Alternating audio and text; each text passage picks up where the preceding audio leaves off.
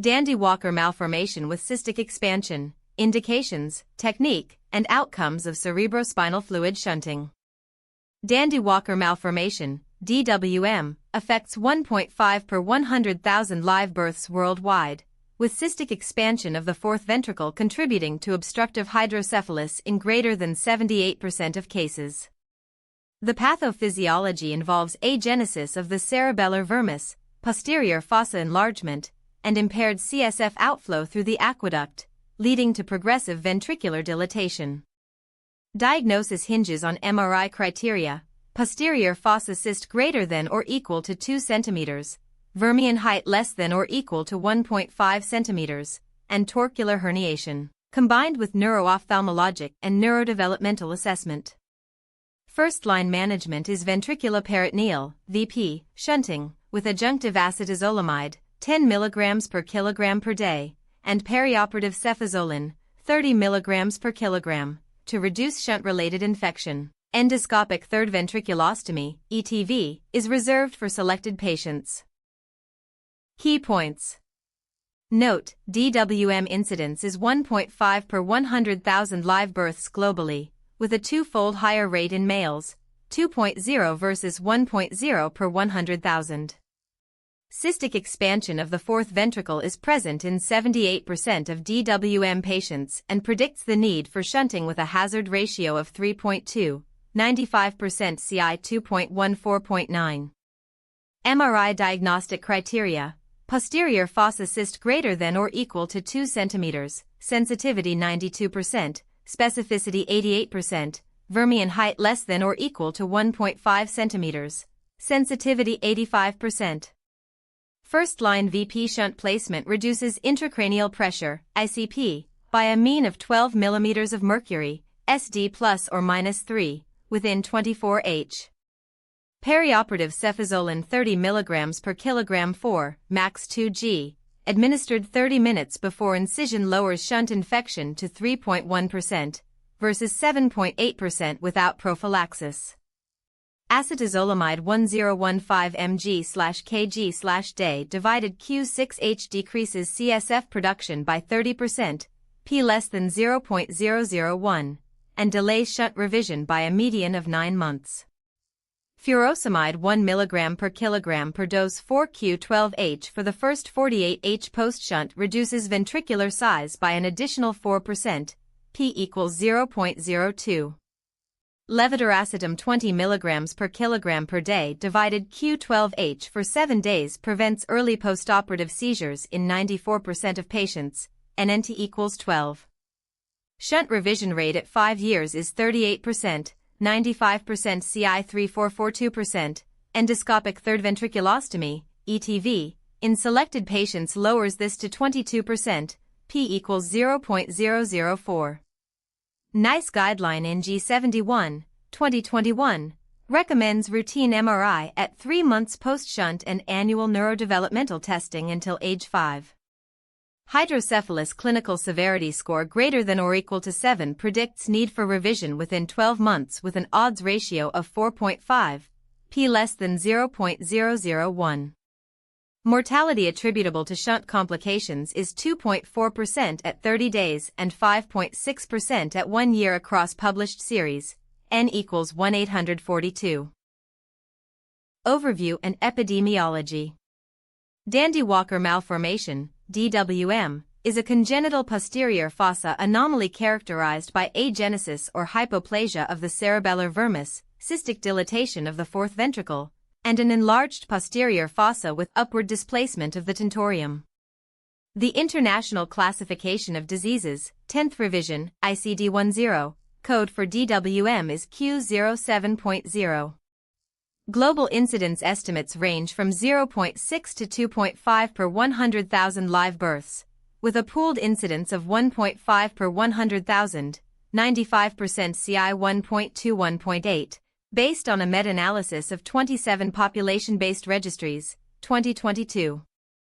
In North America, the prevalence is 1.8 per 100,000, whereas in East Asia it is 1.2 per 100,000, reflecting a modest geographic variation, P equals 0.04. Male sex confers a relative risk, RR, of 1.9, 95% CI 1.42.5, compared with females. Racial distribution shows a higher frequency among Caucasians, RR 1.3, versus African American, RR 0.9, and Asian, RR 0.8, cohorts, though the absolute differences are less than 0.3 per 100,000. The economic burden of DWM is substantial. In the United States, the average first-year healthcare cost per affected child is US $78,000, SD plus or minus $12,000, driven primarily by neurosurgical procedures, 45%, intensive care, 22%, and long-term rehabilitation, 33%. A European cost-effectiveness analysis, 2021, estimated a lifetime societal cost of €1.2 million per patient, with indirect costs, lost productivity, accounting for 58% of the total. Pathophysiology. The embryologic origin of DWM lies in disruption of the rhombencephalic roof plate between gestational weeks 7-9, leading to failure of vermian midline fusion and abnormal expansion of the fourth ventricle. Molecular studies have identified heterozygous loss-of-function mutations in the FOXC1 gene in 12% of isolated DWM cases and in 27% of DWM associated with other midline defects. FOXC1 encodes a forkhead transcription factor critical for posterior fossa mesenchyme development. Murine knockout models demonstrate a fourfold increase in posterior fossa cyst volume, p less than 0.001. And a 70% reduction in cerebellar Purkinje cell density. Additional genetic contributors include mutations in ZIC1, 8% of cases, L1CAM, 5% of X-linked DWM, and the SHH pathway regulator PTCH1, 3%. These mutations converge on dysregulated sonic hedgehog signaling, which in turn alters granule cell proliferation and cerebellar foliation.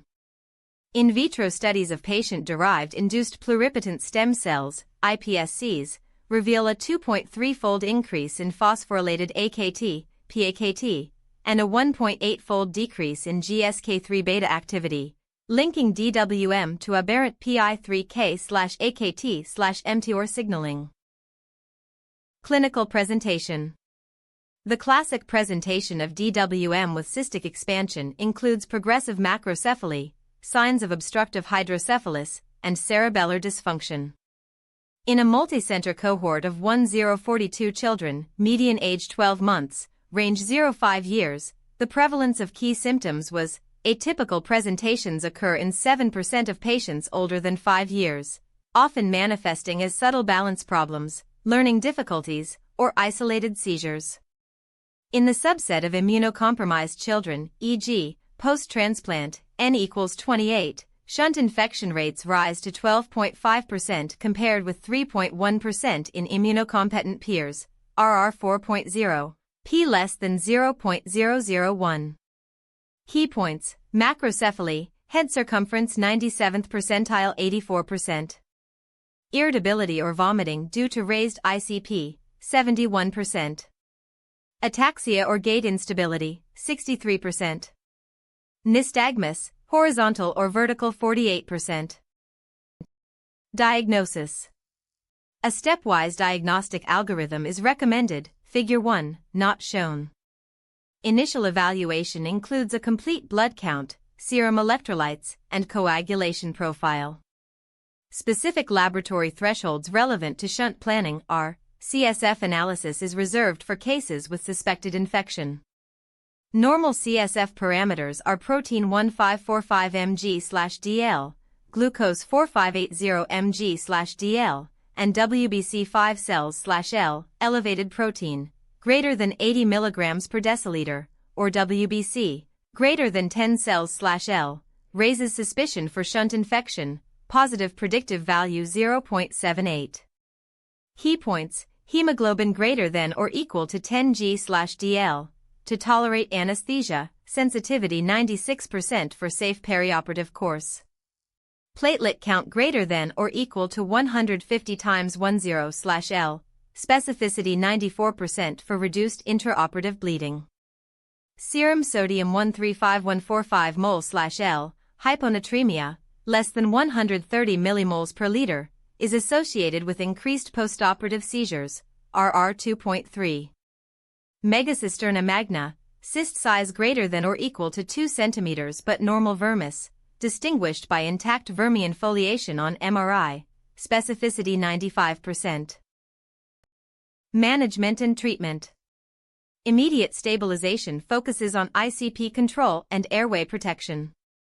Recommended monitoring parameters include hyperosmolar agents, 3% hypertonic saline, 30 ml per kilogram bolus, are administered if ICP greater than 20 mm of mercury, with repeat dosing every 6H as needed.